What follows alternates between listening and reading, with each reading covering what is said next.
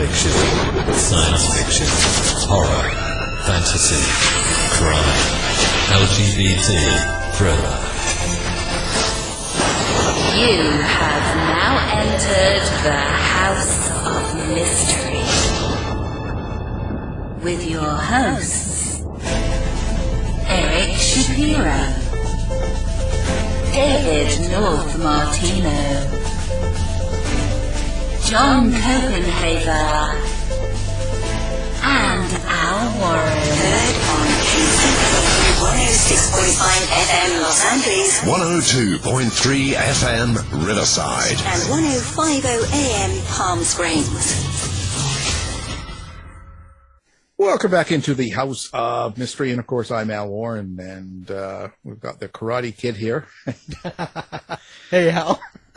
Wow, you keep on putting those videos up. You see all that stick work. So your neighbors really must be scared of you now. Yeah, they think I'm a nut. Well, you just go out in the middle of the road and start doing that, or what? No, that's on my patio. Oh, okay. I thought it kind of looked like you were out in the, like in the middle of the road. The middle of the road, or out in the yard, and just kind of throwing all these sticks around. And yeah, it's like it's like forced perspective or whatever. Makes it look like you're out in the road the way the camera probably captures it. Yeah, I was waiting for makes it more exciting. Well, if the cops should show up, Yeah, exactly. It's like start dragging you away. Like who is this guy? Yeah, I mean, I'd call the cops right away. Yeah, that's my Kali stick work. Yeah. I had a different name for it, but nobody cares. Nobody cares what I say. Anyway, so it's been a week. And now to finish off the week, we're going to be talking about science fiction, young adult. We're going to be talking writing, and not with you. That's right. We have a special guest here now. His book, I believe it's his first book, and it's called Spark. And the writer is our guest, Pat Daly. Thank you for being here, Pat. Oh, my pleasure to be here, Al. We'll see if you say that at the end of the show. Yeah. Might not be that feeling. No, I'm innocent. Wow. So I will say, it's certainly interesting. You've got, I see it's called, I believe, hard science fiction. And I always ask authors that do this type of work how they see hard science fiction. Like, what is that to you? Okay. To me, hard science fiction is speculation based on our current understanding of science, technology, and engineering. And I mean, I bow before Arthur C. Clarke, who said that any sufficiently advanced technology is indistinguishable from magic. So I'm willing to give people a pass when they make technological leaps. I mean, that's certainly been history forever, that we've advanced in terms of technology and our understanding of the universe. What differentiates it from, I think, generic science fiction is that I rely a little more on the as-is state. And I'm projecting not too far into the future. In fact, it's, I think, really the difference between what I'm writing now and reality is a matter of money. Oh, okay. So the money in a capitalist world sort of would bring it to now. So you're saying near future. You also write young. You're calling it young adult. How does that translate with something like hard science fiction? I think it maps over fairly well. I think a lot of times authors underestimate the knowledge and intelligence of younger readers. And even though I say it's young adult, what I really mean is that it's family friendly. I don't have a lot of cussing in it. I don't have a lot of sex in it, because I just want it to appeal across a broad spectrum. And I wanted it, my wife's a school teacher. I wanted it to be a book that she could have in the classroom and it would survive at least the first couple of rounds of PTA scrutiny, and it wouldn't be banned or burned, at least not immediately. Wow. You never let your wife check things. Come on. That's, and she's a teacher. Holy cow. You're asking for trouble there. She, when I first started talking about this idea I had for the book, we're out to dinner, and it's still just a germ of an idea in my head, and I start throwing out ideas, and I'm going to have this and this, and she immediately goes into teacher mode. Okay, well, have you thought about this? What about this? What about this? And I have to say, I probably did not react well to that constructive feedback.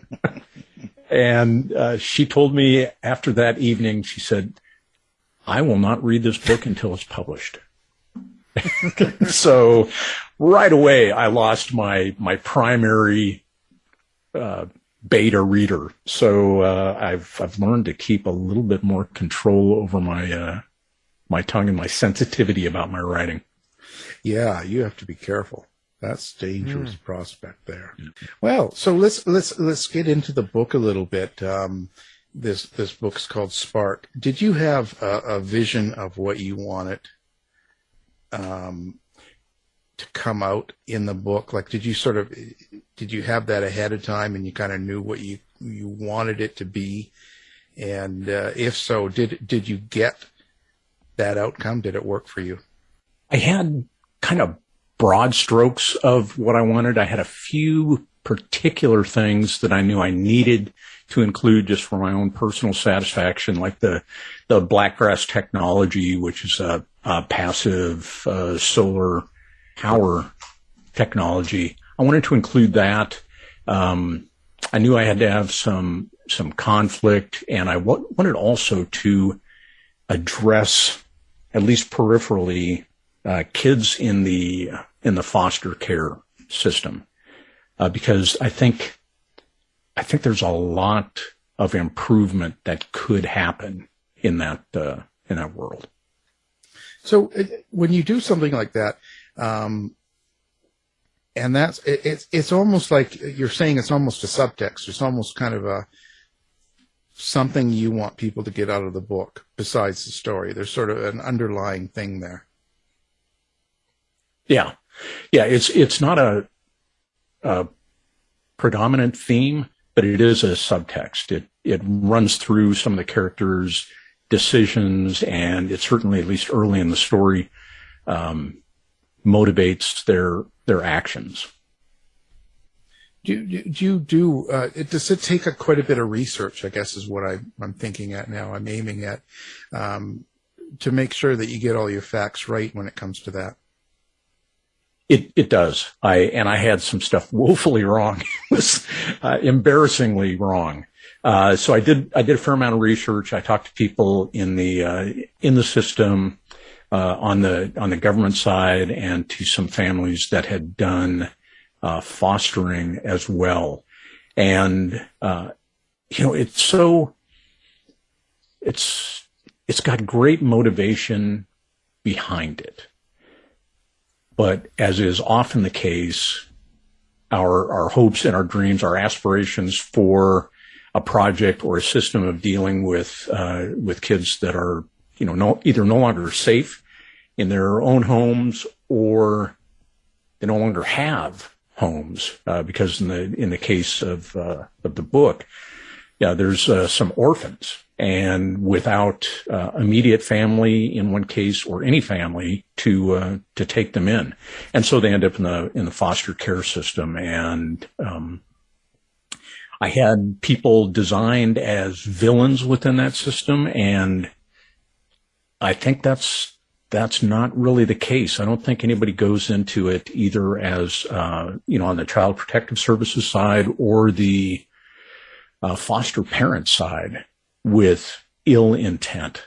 I think everybody is well motivated and of good heart, but then reality intrudes and things often just don't work out the way we hoped they would. Yeah, absolutely. It's tough. Thinking about the technology, that you're writing, did you find it difficult to project tech into the future with the speed of technological innovations today? Yes. I was actually terrified that before the book got published, that reality would surpass it.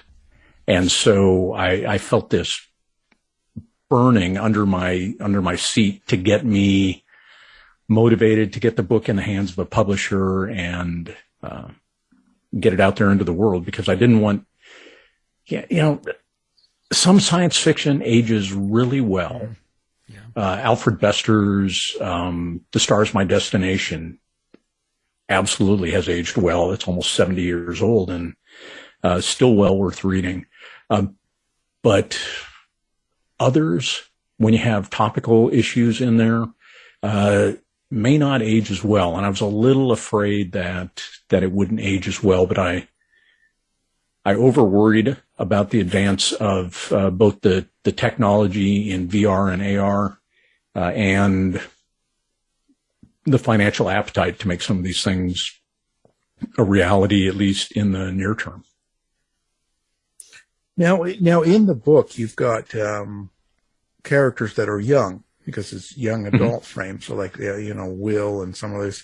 How do you get in the minds of a 16-year-old kid now, even though I know it's kind of near future? So you've got to get into a young teenager's mind today, kind of even a little bit futuristic too. So how do you kind of do that? Well, I'm a guy. Yeah. I've never grown up. Okay. That's true. One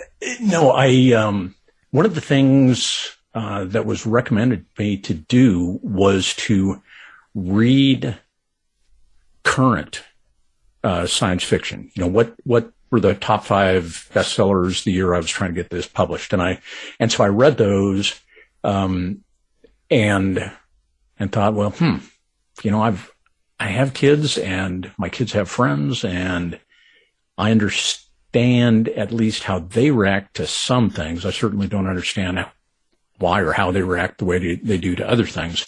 But I tried to spend a lot of time talking with people in the target age group, which really is, 12 to 16. And I've got one young friend in India who was 13, 14 when I started talking about writing with him over the net, and getting his input was very, very helpful.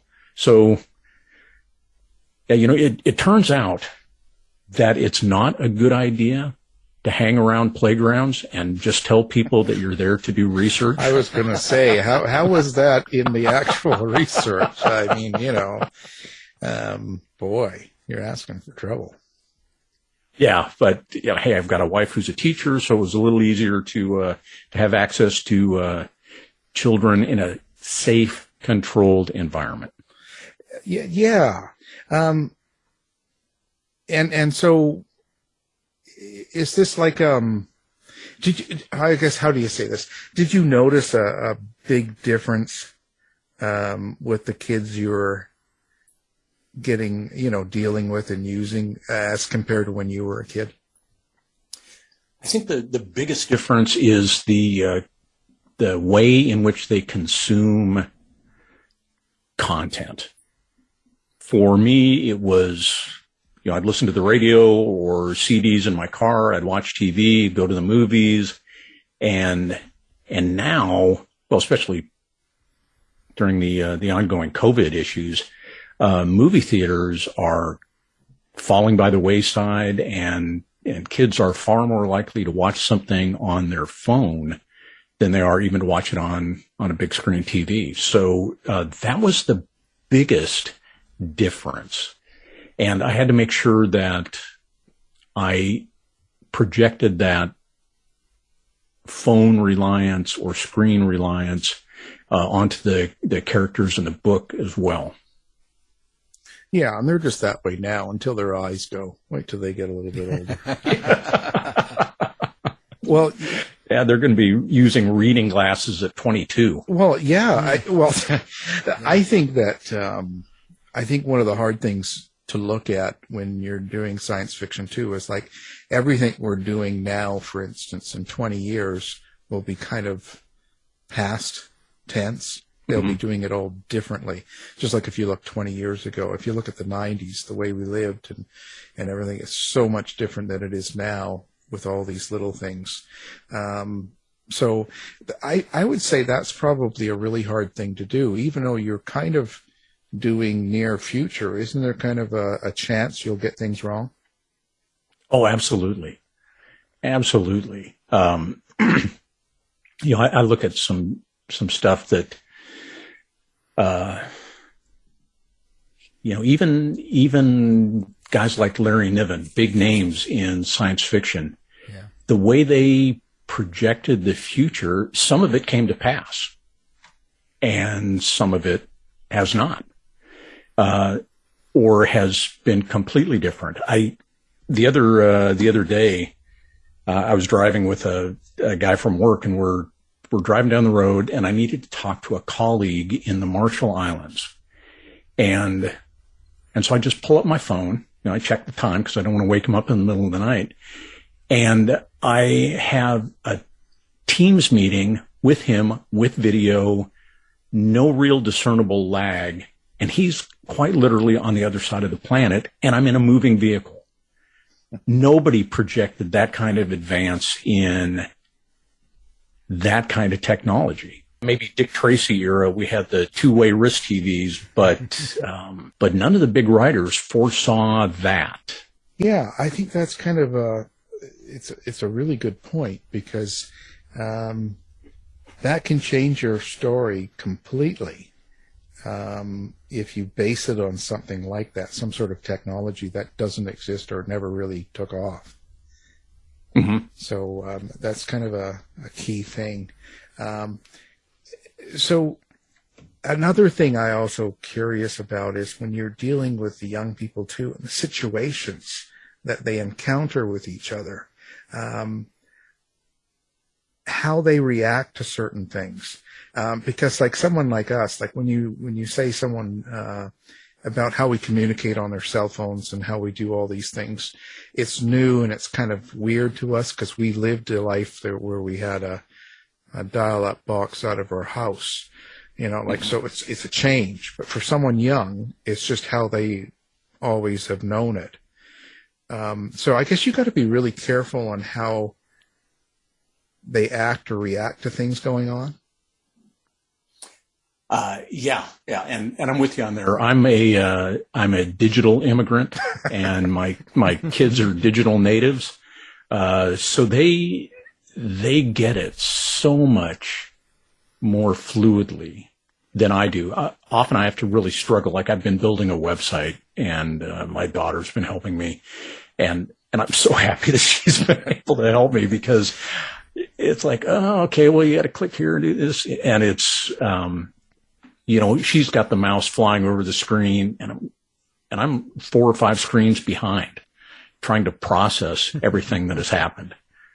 So yeah, you gotta be really careful, I think, as you write things that are going to project into the future.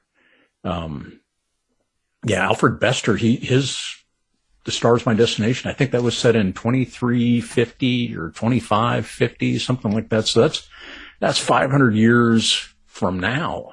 And still, his fiction still stands up. There's a couple little oddities that you look at and you go, oh, that was kind of quaint. But for the most part, the things he projected are largely possible, and foreseeable. Well, what about pop culture references? Did you have to look at that? Did you kind of, worry that you might make some references that young people just wouldn't know today, like from our youth? Yeah.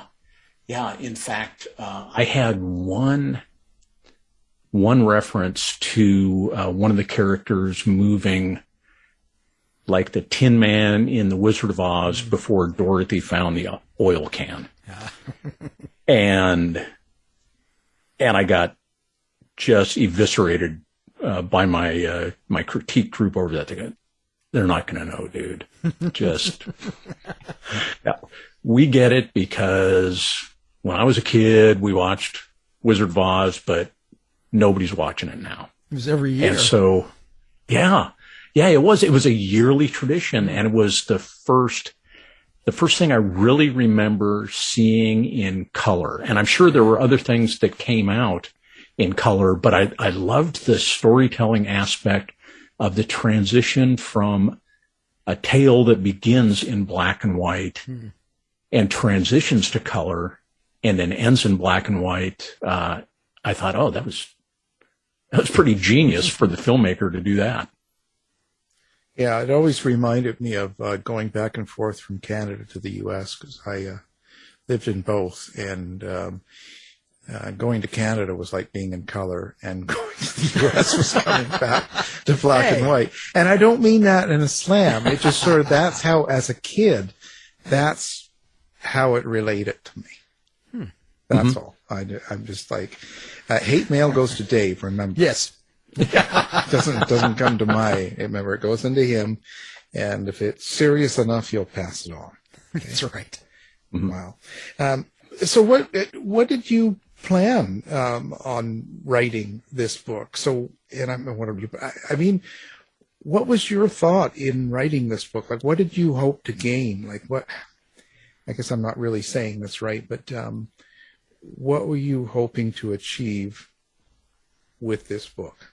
Some of it was for my own personal edification, to prove that I could do it, that I could write well enough that somebody would say, you know what? We'll take a risk on this. We'll publish this book. And thank you so much to Fern Brady and English Publishing for taking the risk on me. But the other was that I think I've had a few stories rattling around in my head that I just needed to get out. You know, I'm cramped for space up there anyway. I just needed to get some of these stories out on a page so I could move on and start thinking about something else. Yeah, and you start running out of memory at this age. So you got to put it on some sort of media so that, you know, later they're telling you, no, you wrote that, while they're wiping your chin. Yeah. Who wrote this book? So now, is this planning to be part of a series? Like, do you kind of plan on going further into the characters you used in this book? It wasn't until I wrote the last page of the book that I knew there was going to be a sequel. And as soon as I wrote that last sentence, I realized, oh, there is way more of this story to tell. And so I started kind of doing an outline of what I thought book 2 would look like. And so when I was going through the revision cycles, and I don't know what your publishing experience has been in terms of getting feedback from your editors and having to change things. I mean, you've done this far more than me, Al. It's up and down like a toilet seat.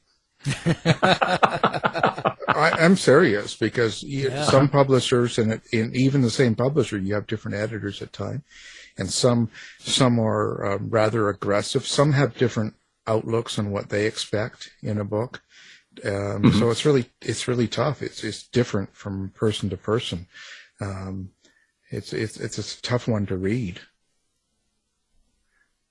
Yeah, and that's good to know, because as I went through the revision cycles, some of the suggestions were, I just don't want to do that. I don't think that would be consistent with the characters.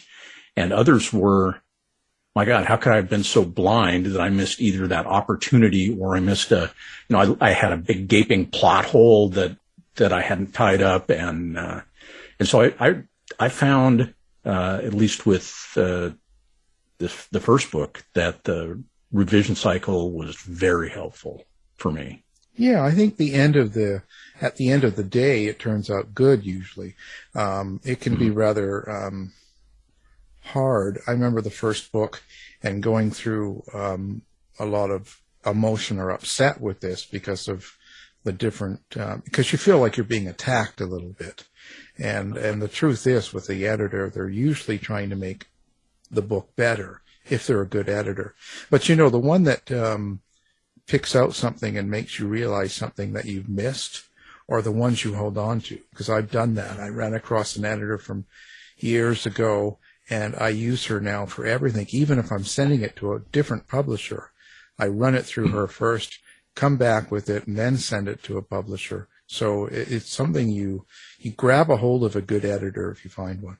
Good to know. Yeah, definitely. Good to know. Otherwise, that's what you just mentioned. You read one of my books. That was the very first book. Actually, the second book I wrote, the first book published. And that was a big hit. But I absolutely hate that book.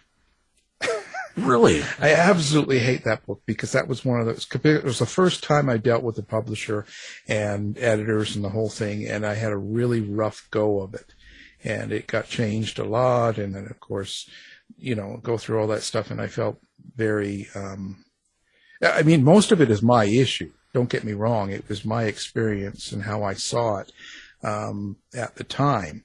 And so I look back at it as kind of a good. I'm glad I went through it, but it was a hard experience. It was really hard on me. And whenever someone says, "Oh, I read that book," I always cringe. I just go, "No, that's my worst book." But it's actually probably my biggest selling book ever. Sorry, Al. I love the book. Oh, good. I'll take it. Don't get me wrong. Yeah. I think it's one of these things that we look back at as a writer. I think same as this book now, Spark, you've written, so you've got it out.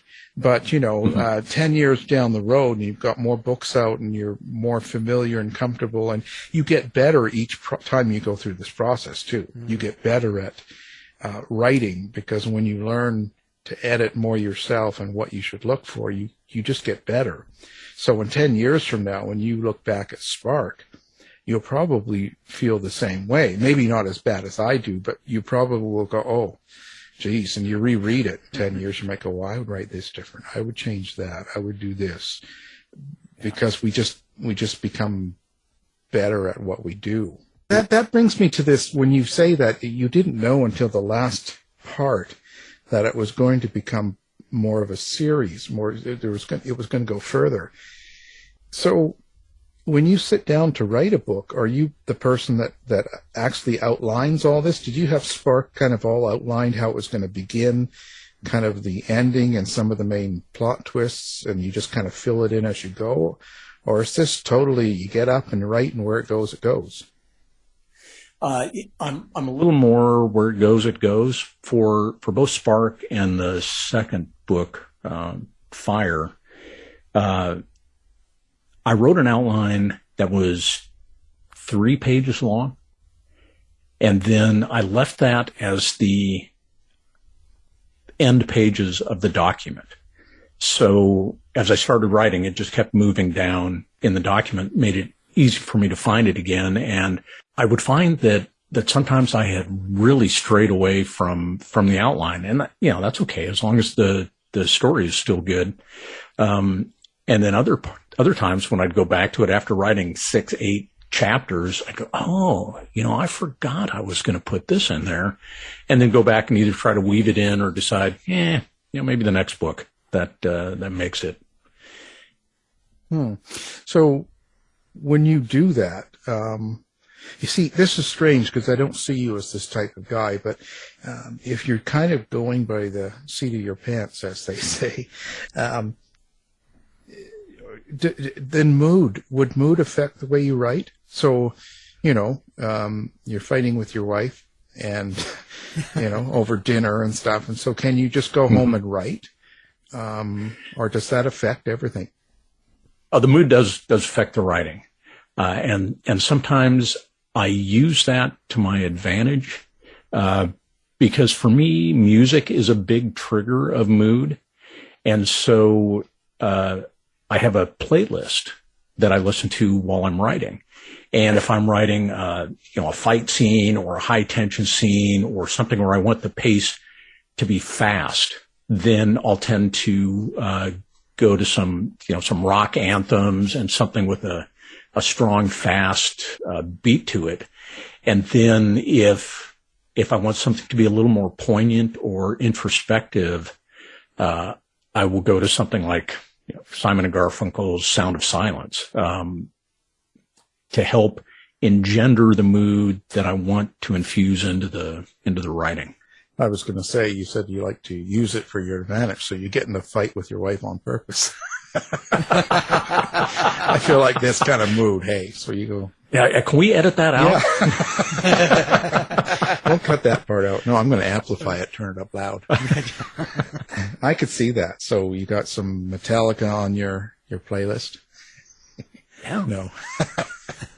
I do. Oh, okay. See, you're a surprising guy. You're probably very emotional and in touch with your feelings guy, though you seem very alpha. Okay. Well, I thought I'd throw that in. I'm not sure what that means. Well, well, you just seem very, you kind of, like if you were sitting there and you said you were a policeman, I would believe it. Like an enforcement man, or you'd be a, military, I'm a colonel, mm-hmm. Or something. That would not surprise me. I think your personality fits that. So you're not really a touchy-feely kind of guy in the sense of, you know what I'm saying? Like not. Yeah.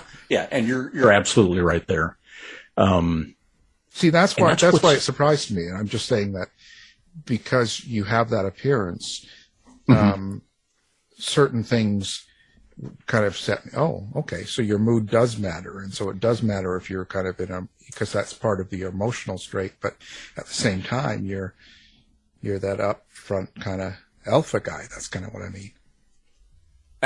Okay. Yeah. And actually, one of the things that I heard from my early readers before the book even made it to the publisher was, this is really kind of a flat affect book. And, does your protagonist, your main male and female characters, does he think she's pretty? Because you don't even talk about that, and so part of that is intentionally trying to infuse more of the inherent emotions into the characters on the page. I'm wondering, did you pull in anything from your work, hobbies, or activities, or anything like that to inform this book? Absolutely. I'm a gamer. I love playing role-playing games. Even back in the day, I played some tabletop Dungeons and Dragons kind of stuff. And now it's by and large migrated to console or PC gaming. But I still love those, and some of there are a couple of nods or shout outs to some of my favorite games and some of my favorite shows and movies and books in Spark. I didn't want to make it a big overt, hey, this is all about 80s trivia. But I wanted it to be, if I make a Star Trek reference, I want it to be appreciated by people that watched or understand Star Trek without it taking away from the book if they didn't get it. So I didn't want to make it mandatory that all about, Spock and his relationship with McCoy. But I wanted it to be appreciated by those who had that same background. Well, did you mention Atari?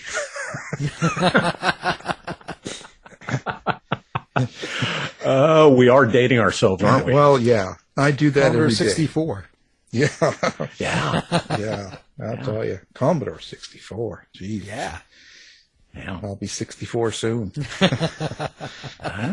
yeah, unplug. And so who are your influences? This is kind of a cliche question, but do you, and I don't just mean writing, like do you ever find yourself going to other media, like maybe you watch certain movies or shows or certain things that are kind of give you kind of a drive to write? Yeah, I love a good murder mystery, and I love the delicate way that a murder mystery author can tease you with clues and subtly lead you in the direction or intentional misdirection to figuring out who done it. So I like those as well. I'm a big John Sanford fan. And then I do a fair amount of nonfiction reading as well, and enjoy. There's a guy I stumbled onto his podcast. Actually, was referred to it by a friend of mine, a guy named Tim Ferriss, and he works almost exclusively with nonfiction and self-improvement kind of stuff, and he turns out to be a pretty good writer. I've got a couple of his books on my shelf, and he's done a good job of showing nice, tight writing in his prose. So, I can rely, lean back on that a little bit, look at that stuff. So yeah, I try to do a lot of reading and research outside the genre as well as within the genre. And of course, my books. Of course. The book. Well, he read. Which will not be named. The book will not be named. Yeah. Terrible book. Yeah. I actually found it more fascinating because in my day job, during that same era, I was doing some consulting with the Canadian Air Force, and I had friends, one of whom went on to become the wing commander of 8 Wing at Trenton. And it was just phenomenal to me that all this took place. I never remembered seeing anything about it in the paper, and nobody ever started off a meeting by saying, yeah, so, we got a serial killer in the Canadian Air Force, eh? Hey, yeah. Well, it's one of those things. It's not something that is really popular in Canadian or British culture, right? It's not a whole lot of stuff goes on in the media about stuff like that. Mm-hmm. So it's much quieter, but it's going to change. It's going to change. I was just on CNN for that book. So we'll see. Really, for that book? Yeah. That Lies, Crimes, and Videos in the next season that's coming out here very soon. It's spring, so I don't know exactly the date. But, they came and filmed me for a while, and we talked about Colonel Russell Williams. Oh, very cool. Well, Powdered your head? Yeah, and they didn't powder my head on that one. Oh, no, not that one. Okay. That's a different one. That's the Killing Game one. They just powdered my head. I guess I'm getting too shiny and bald. How insulting. Well, so now this is going to be kind of a probably a weird question for you, not like any of the other ones aren't, but your characters, how do you experience them? And I ask that because there's been so many fiction writers that we have that talk about their characters like they're their kids or they're like really best friends or family and stuff, and some experience their voices and and some experience their vision and stuff like that. Like Dave hears voices all the time, and it's kind of a little bit scary, but I'm hearing them right now. See, but do you have that same experience with yourself?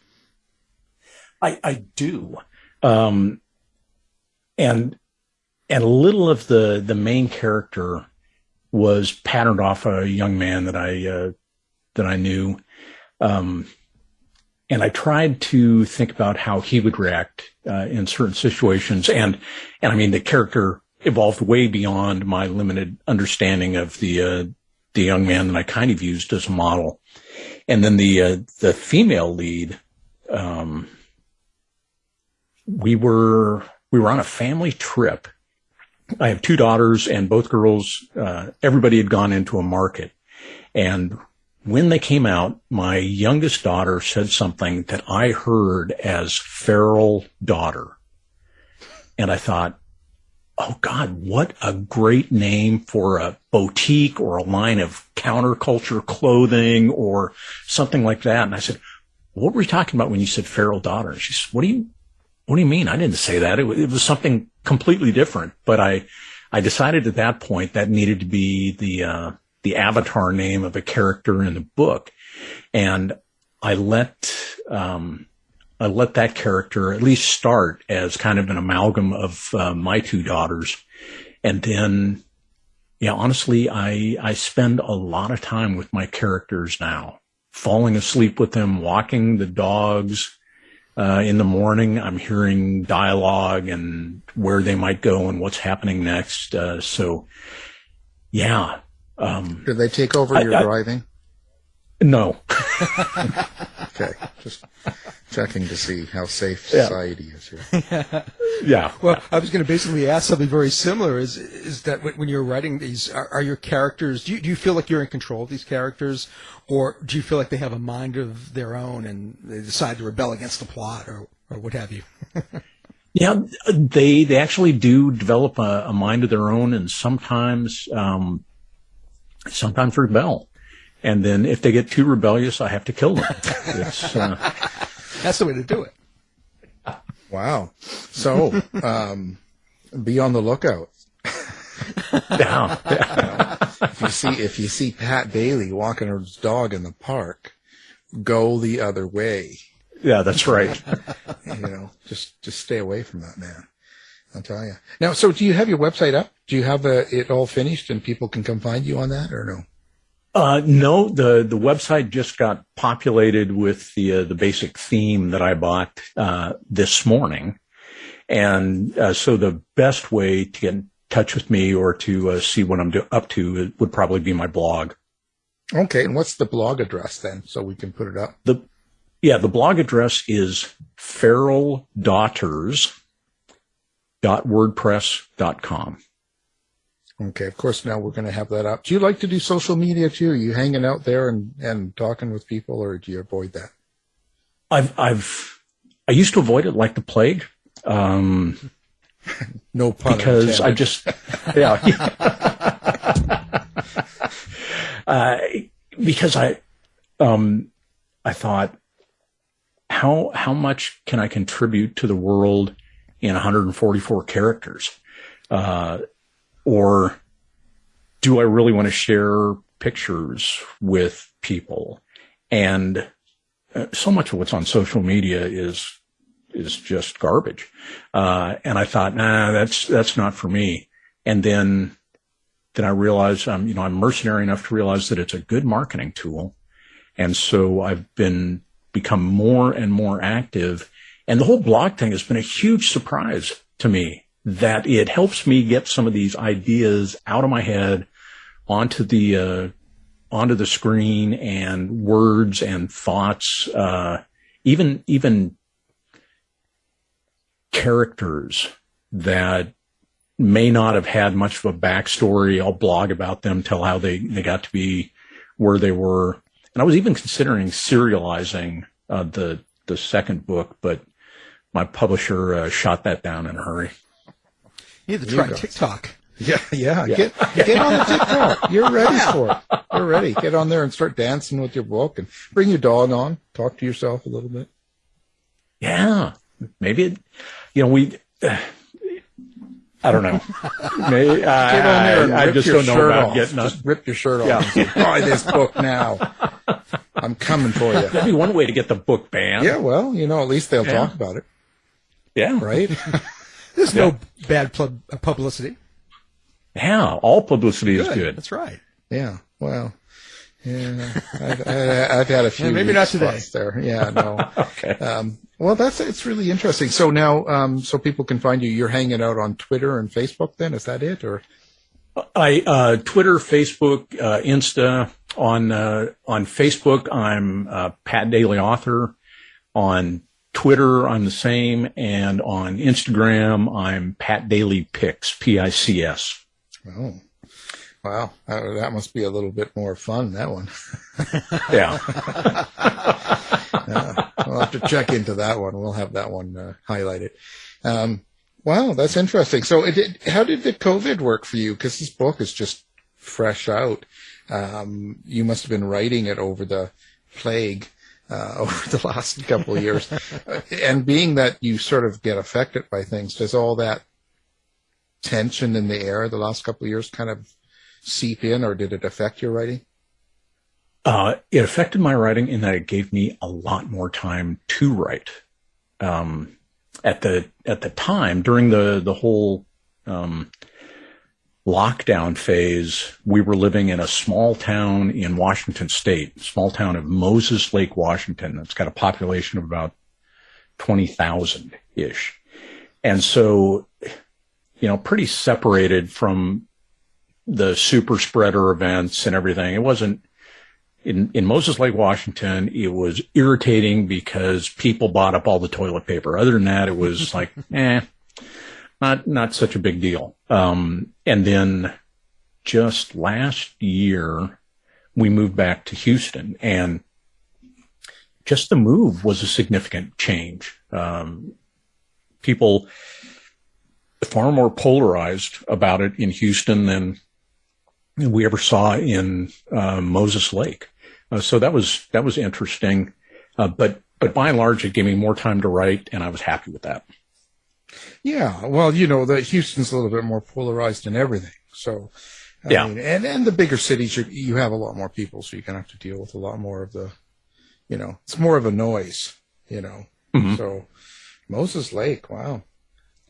That's not too far away from, I've been in Spokane quite a bit before, so. Oh, yeah, we had to fly in and out of Spokane from Moses Lake. Yeah, only city going. Yeah, well, you have to be careful. Well, it's certainly been an interesting conversation. Where do you see stuff going now? What's going to happen with Pat Daly now that you're kind of like, I don't know, like Madonna or something, and you get famous in a book, and you're on interviews on NBC now, and you got a publicist, and you got, you're in the big city, and you're, geez. I mean, I don't know. It's weird. Yeah, I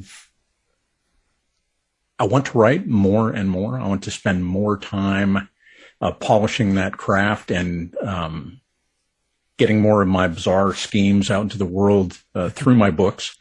And so I hope that is in my future. And I'd love to also get a chance to experiment or see the work in other media, whether it's, on a movie or a TV show, or even an audio book. I would love to get this pushed onto an audio format, because I think print reading is going down and audio reading is going up, because people still spend a ton of time driving to and from work, and they might as well be listening to your show or my book. Good thing you said that. I was ready to jump on that. And he says, you might as well be listening to my book on audio. Don't forget about this show. But, I'll tell you.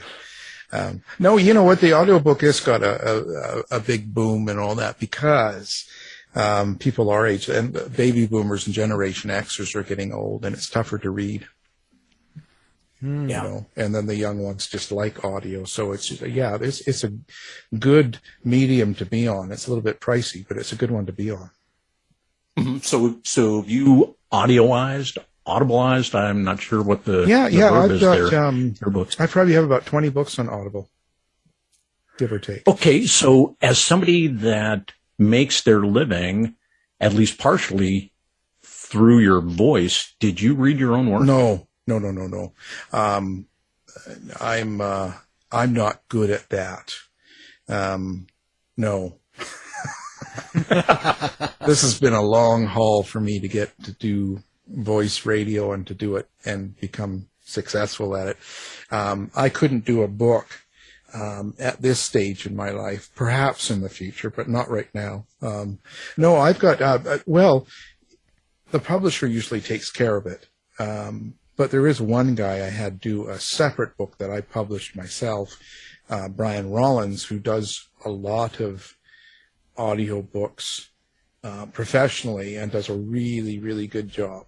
I'm super happy with that. And other than that, the publishers have always pretty much contracted it out. Yeah, because, I drive a lot, like anybody else. And so sometimes I listen to audiobooks. And it's interesting. I've listened to Neil Gaiman read his own work and been blown away by his narrating abilities.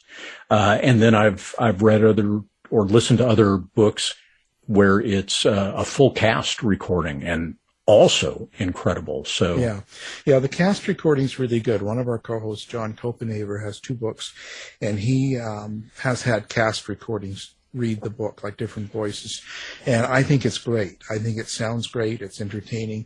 I like listening to the old shows anyway, old talk radio shows, not like, more like mystery and suspense and stuff like that, not talk radio, but mystery shows. And so I like it. I like that. It's good entertainment for me. And a lot of writers, if you're an author, a lot of authors can read their own book, and it turns out really good because it's coming from them. They did it. It's their story. They know it. So I think it's a really good thing to do. If you feel comfortable doing it, I would suggest doing it yourself. Because like this story, Spark, you know it inside out. You wrote it. You know the feeling behind it. You don't have to read it, get to know it, and to know where to put inflections in your voice, sort of. You know what I mean? You just know it. Yeah. So, yeah, anytime an author can read it, go for it. Anyway, so I think, there you go. So that's fantastic. And your next book comes out when? After this? You've got part 2 or book 2 coming out? Yeah, book 2, tentatively titled Fire. And it should be out. Originally, we were shooting for December of 2022 for publication to try to hit the Christmas buying spree. But I'm thinking that may slide a little bit, so it may be a springtime, late winter, early spring release. Oh, well, if we're still here, that'd be great. Yeah. You could do a sub-series and call it like Match, Lighter. Oh, yeah. Fluid. Yeah. See, I'm here to help. I do nothing but help. Mm-hmm. Well, anyway, now the book we've been talking about today is Spark, and it's out, available today. Of course, you can go to the website. You'll find it. You can go to Pat Daly's links that we'll have up on as well. Find them, hunt them down, give them a review, say something nice. Or don't say it at all. That's what my mother used to say. So our guest is the author, Pat Daly. Thank you for being here. Thanks for having me. I really enjoyed it. Thanks, Pat.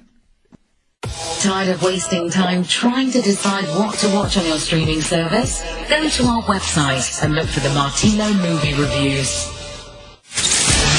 You've been listening to the House of Mystery radio show. To find out more about our guests, hosts, or shows, go to www.houseofmystery.com. Show's over for now. Was it as good for you as it was for me? Yeah. Good night. This has been a production of Something Weird Media. I'll be back.